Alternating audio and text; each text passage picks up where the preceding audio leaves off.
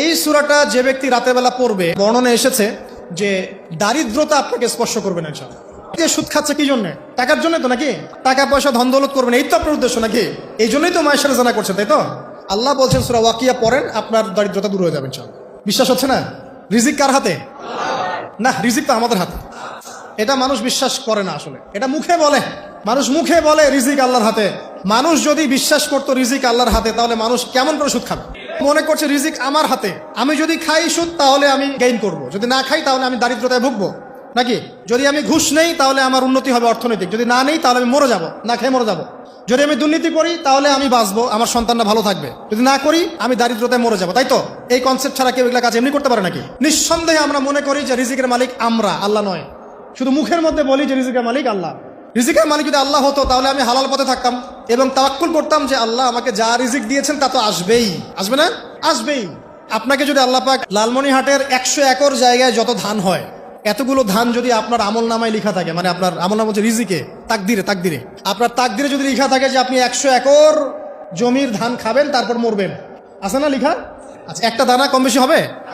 আপনি যদি আল্লাহর প্রতি তাওয়াক্কুলই করেন তাহলে আপনি হালাল পথে থাকবেন, বিশ্বাস করবেন যে আল্লাহ পাক যেটা লিখে রাখছে আমার তাকদিরে রিজিক, এর একটা দানা রেখেও আমি পৃথিবী থেকে যাব না, সিম্পল। তখন আপনার অন্য পথে যাওয়ার কোনো কারণ নাই।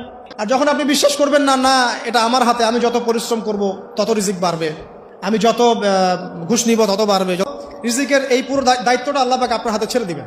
আল্লাহ পাক আপনাকে কোনো বারাকা দিবেন না।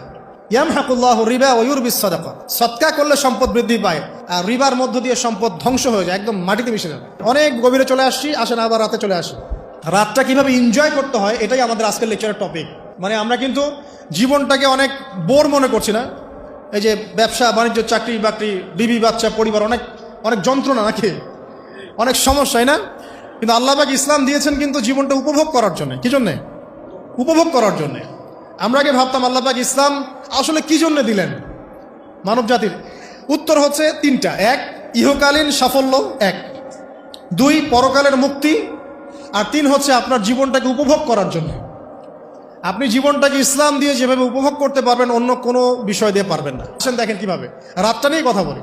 এই যে রাত হয়ে গেল, আমরা আয়াতুল কুরসি পড়বো, আমরা সূরা বাকারার শেষ 3 আয়াত পড়বো, সূরা মুলক পড়বো, আরেকটা সূরা বলি সূরা ওয়াকিয়া। কোন সূরা?